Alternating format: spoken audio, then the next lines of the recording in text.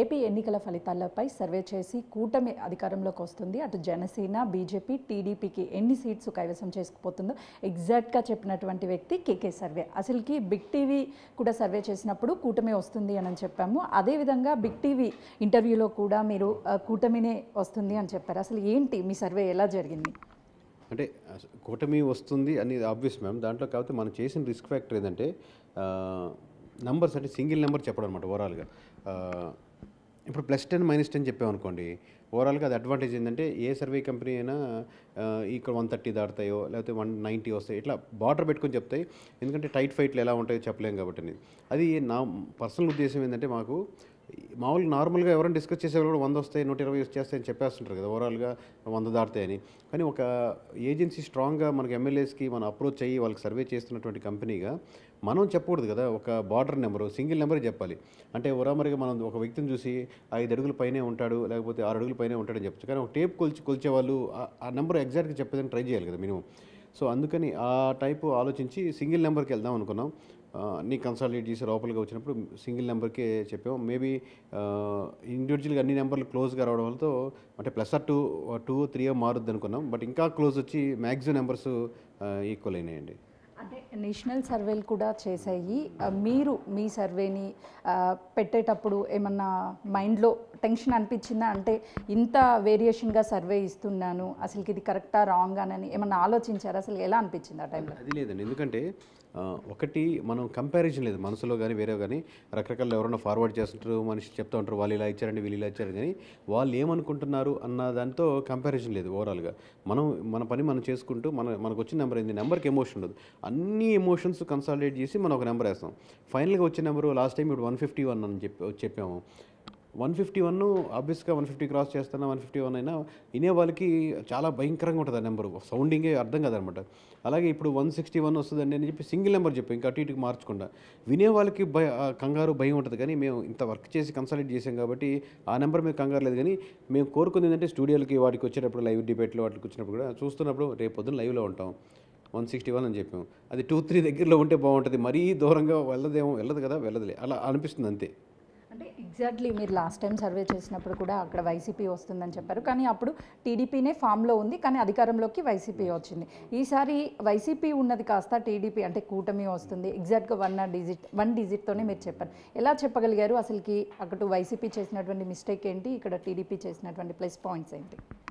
అంటే ఓవరాల్గా మన ప్యాటర్న్ ఏంటంటే అండి, మనం ఎమ్మెల్యేని అప్రోచ్ అయ్యి అయ్యా మీకు సర్వే చేసి పెడతాం విలేజ్ వారీగా అని అప్రోచ్ అవుతాం. అంటే లాస్ట్ టైం అంటే మనం అప్రోచ్ అయ్యాము, ఈసారి వాళ్ళు ఆల్రెడీ లాస్ట్ టైం సక్సెస్ అయ్యాం కాబట్టి వాళ్ళని వాళ్ళు పిలిచి చేయించుకుంటూ ఉంటారు. సో వాళ్ళకి విలేజ్ వారీ సర్వే ఓకే కావాలి అనుకున్నప్పుడు అదే అమౌంట్తో మనకు కొంచెం చుట్టుపక్కల నియోజకవర్గాలు కూడా మండల వారీగానో లేకపోతే హై లెవెల్గా ఎలా ఉందనో రకరకాల సర్వే చేసుకుంటూ ఉంటాం. ఇది ప్యాటర్న్ వచ్చేసి ఇనిషియల్గా మనం బేసిక్ శాంపుల్స్ మనం తీస్తాం. రెండో లేయర్ వచ్చేసి కంప్లీట్గా మనం అంటే డేటా సైన్స్ ఉపయోగించుకొని మనం దాని ఎమోషన్స్ని కన్వర్ట్ చేస్తాం. ఎలా ఉంది, ఎవరెవరు కన్వర్ట్ అవుతున్నారు, ఎలా ఓట్ బ్యాంకింగ్ మారుతుందని మన డేటాను ఉపయోగించుకొని చేసుకుంటాం. మూడో లేయర్ వచ్చి మనకు స్లీపర్ సెల్స్ అనే కాన్సెప్ట్ ఉంది. ఏంటంటే దాంట్లో ప్రతి నియోజకవర్గంలో ఎవరెవరు మనకు తెలిసిన పర్సన్స్, బాగా అంచనా ఉన్న వాళ్ళు, ఇటు సైడ్ ఎమోషనల్ కనెక్షన్స్ లేని వాళ్ళతో మనం కనెక్ట్ అయ్యి వాళ్ళతో విలేజ్ వారీ రిపోర్ట్ ఒకటి తీసుకుంటాం. నాలుగోది వచ్చి మనం కంప్లీట్ అవుట్ సోర్సింగ్ కూడా ఇస్తాం. ఒకటి విలేజ్ వారీ రిపోర్ట్ వాళ్ళు ఏవైతే అడిగారో అది యాజ్ ఇట్ ఈస్గా అవుట్ సోర్సింగ్ ఒక వేరే కంపెనీకి ఇచ్చి వాళ్ళ చేత చేపిస్తాం. ఇప్పుడు ఈ 4 వచ్చినటువంటి లేయర్స్ని వడగట్టి కలిపి మనం ఒక రిపోర్ట్ తయారు చేసి దాన్ని నేను విలేజ్ వారీగా అడిగినప్పుడు ఒకసారి పర్సనల్గా నియోజకవర్గానికి వెళ్ళి ఒక మండలంలో 2 విలేజ్లు వెతుక్కొని నా దగ్గర పెట్టుకొని డేటా, అయ్యా మాకు ఇలా ఇక్కడ కూటమికి 70% వస్తుంది, వైఎస్ఆర్సీపీకి 30% వస్తుంది, కరెక్టేనా అనుకొని అడిగి వెరిఫై చేసి మనం ఇస్తామండి ఓవరాల్ రిపోర్ట్. అంటే మిగతా సర్వేకి మీ సర్వేకి చేసే టైంలో ఏమైనా వేరియేషన్ ఉంటుందా? అసలు ఏంటి అది కంపేర్ చేయలేనండి. ఎందుకంటే వాళ్ళు ఏ మెథడాలజీ వెళ్తున్నారు అది వాళ్ళ ఇష్టం, అది వాళ్ళ ఆప్షన్ అది కదా. మన వెహికల్ ఏంటి, మన వెహికల్ వెళ్తున్నాం దాన్ని బట్టి మనకు ఐడియా ఉంది, కానీ అది వాళ్ళ ఇష్టం. బట్ ఫైనల్గా నేను ఒక్కటి చెప్పగలనంటే ఏ ప్యాటర్న్ అయినా కానీ మీకు ఈస్ట్ వెస్ట్ అవ్వకూడదు. +10 20 లేకపోతే అట్లా నియోజకవర్గాలు ఎవరికైనా వాళ్ళకి మనకు తేడా ఉండొచ్చు. రేపొద్దున మనం ఒక 5 నియోజకవర్గాలు మిస్ అవ్వచ్చు రేపొద్దున చెప్పే నెంబర్కి. బట్ ఓవరాల్గా అంటే 95% 98% వరకు accuracy okay. But east west అవ్వకూడదు ఎప్పటికీ.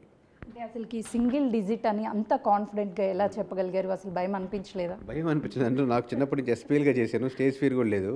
ఒకసారి స్టేజ్ ఎక్కిన తర్వాత ఆ నెంబర్స్ చూస్తే మనకు ఇప్పుడు ఎమోషనల్గా బైక్ ఎక్కే వరకు మా డ్రైవర్ని కూడా వాళ్ళని అడుగుతాను, ఎలా చెప్తాం భయం వేస్తూ ఉంటుంది అని అంటుంటారు మామూలు సహజంగా.